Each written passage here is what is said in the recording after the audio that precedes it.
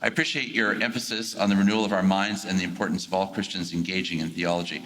Paul's ministry, like that of Jesus, was also characterized by miracles, healing, and miraculous signs. What is the place of supernatural acts of the Spirit in the church today? Okay. Didn't know we were going there. You can pass that on to them. Two things to say first, which is, one, God is God and God can do whatever God wants to do. I'm very clear about that. God does do remarkable things. Most of the time, most of us only hear about this secondhand or whatever, but occasionally when it happens in our own lives or the lives of our families, we think, wow, this stuff's real. Oh my goodness, and then we go back to a humdrum existence again. But I'm very, very clear. God can do whatever God wants to do, and we should celebrate that and be cheerful about it. In other words, I don't think healings and so on stopped at the end of the first generation or any nonsense like that. Second thing is that this blessed word supernatural doesn't do us any favors, because though it has a good pedigree going way back into much older English usage, through the Enlightenment, it got bundled up with the implicit deism and then Epicureanism of Western culture, so that when people now say supernatural, often they are reinscribing rather than deconstructing a split-level world in which God is a very long way away and we are down here. And so that supernatural means God invading from the outside and then going away again. And I want to say, no, the biblical doctrine of creation is of a God who, having made the world, remains dynamically involved with it.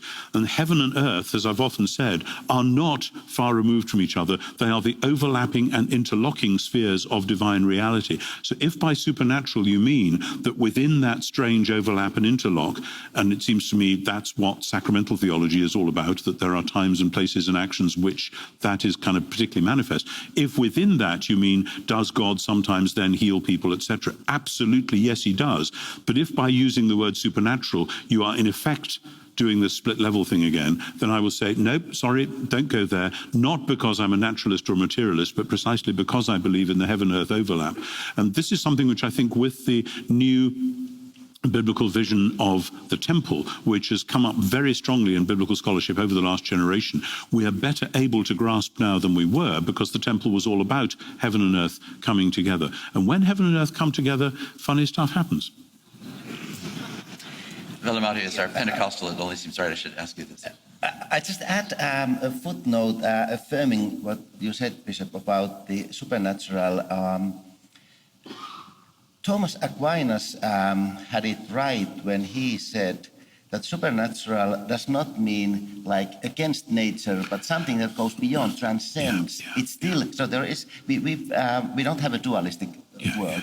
So therefore, there will be different types of healings which may happen. Second comment is that there's a great irony in post-enlightenment epistemology.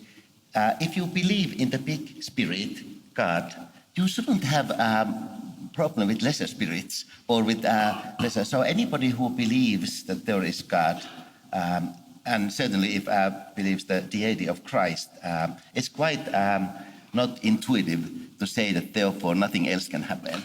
And thirdly, healings and even exorcisms and others, they were very much integral part of Jesus' ministry, telling us that salvation and the new way of living in the world encompasses all of life. It can be embodiment, it can be spiritual, but they all belong to the same reality. And therefore it's interesting that in many religions, for example in Islam, it is Sufism, which is almost like the main manifestation of spirituality, which is very much open to visions, charismatic elements and such. Or Theravada Buddhism, which I know, which is a non-theist religion. If you go to any Theravada land, you don't find any more animistic setting. And I know that missiologists don't talk about animism anymore, but it is a good word. So, so it's almost like pan-religious and human intuition that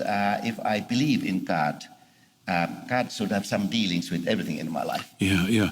Just a couple of very quick comments. The comment about Jesus' exorcisms and so on reminds me that it seems to me in the scriptures, when God does the extraordinary things that he sometimes does, sometimes they seem to be random, but frequently they are part of a larger agenda. And in the Gospels particularly, Jesus' exorcisms are clearly part of his kingdom work, and they're meant, I think, by the evangelists at least, to lead the eye up to the greatest exorcism of all, which is the cross itself.